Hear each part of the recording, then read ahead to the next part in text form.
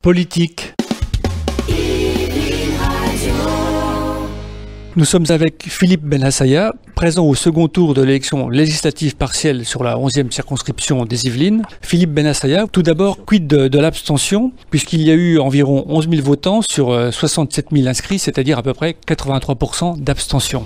Oui, c'est malheureusement le lot de toute législative partielle. En général, une législative, quand elle n'est pas partielle, quand elle est générale, normale, elle a du mal déjà à mobiliser.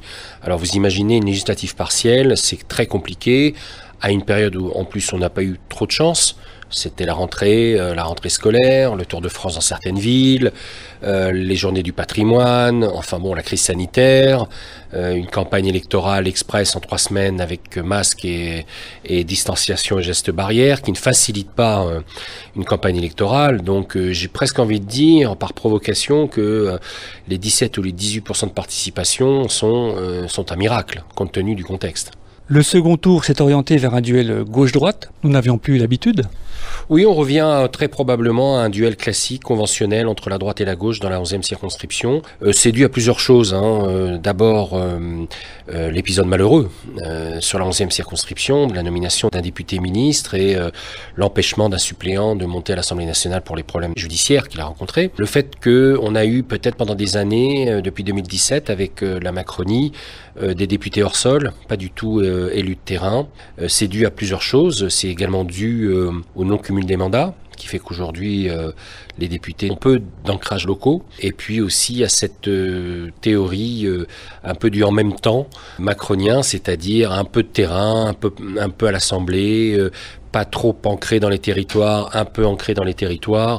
Donc là, on revient vraiment à un duel classique entre deux candidats élus locaux. Vous êtes soutenu par les LR, l'UDI, le mouvement libre de Valérie Pécresse, la présidente de la région, et Génération Terrain, et aussi Jérémy Bizet de France Écologie. Oui, on partageait déjà une certaine vision de l'écologie, lui et moi, c'est-à-dire une écologie plutôt participative, incitative, responsable, partagée, loin des schémas de l'extrême gauche actuelle, c'est-à-dire une écologie punitive, une écologie très centralisée, très idéologique, très politicienne.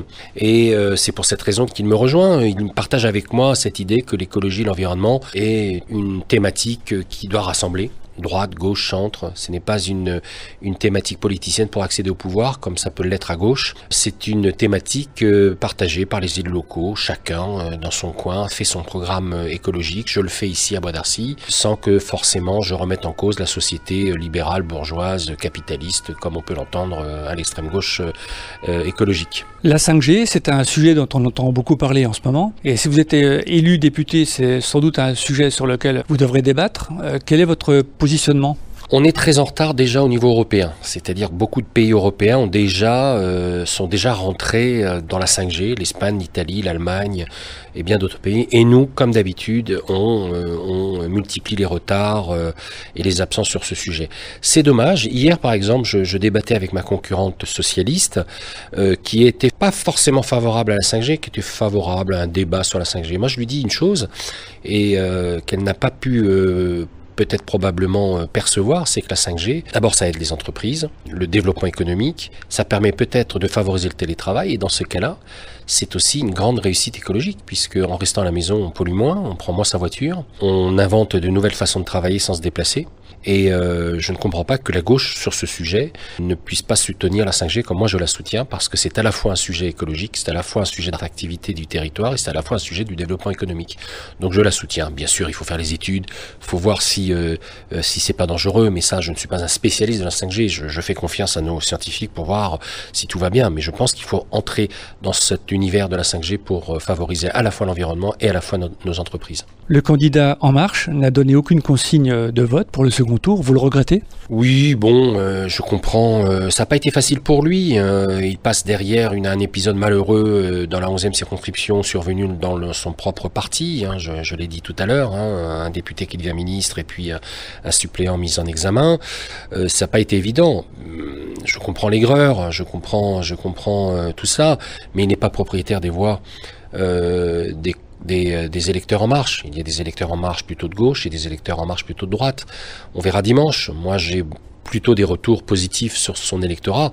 Je le regrette, oui, parce qu'il y a quand même deux visions de la société pour ce second tour, une vision ultra-socialiste, j'ai envie de dire, et une vision de centre-droit libéral. Je pense que le candidat En Marche est plutôt proche de ma vision de la société que la vision de la société que défend Génération, le parti de Benoît Hamon. Vous avez expliqué à des confrères que votre stratégie est bonne, car elle est ancrée dans le terrain, le terrain, le terrain. Oui, je pense qu'il y a un avant et un après Covid. Les habitants ont vu que pendant les crises, les grandes crises économiques, sociales, sanitaires, c'était les élus de terrain qu'ils voyaient sur le terrain justement pour régler les problèmes. C'était le cas. Et je pense qu'ils souhaitent, et je l'entends et je le sens sur le terrain quand on fait campagne, ils souhaitent avoir des élus ancrés dans le territoire, qui fassent remonter les bonnes pratiques, qui fassent remonter les bonnes initiatives des forces vives locales. Et je pense que c'est bénéfique pour la démocratie, c'est bénéfique pour la République que d'envoyer à l'Assemblée nationale des députés qui aient l'habitude des projets locaux, qui aient l'habitude de concerter, de dialoguer, de décider sur le terrain, plutôt que d'envoyer des élus qui n'habitent pas la circonscription, qui sont parachutés ou qui sont un peu hors sol.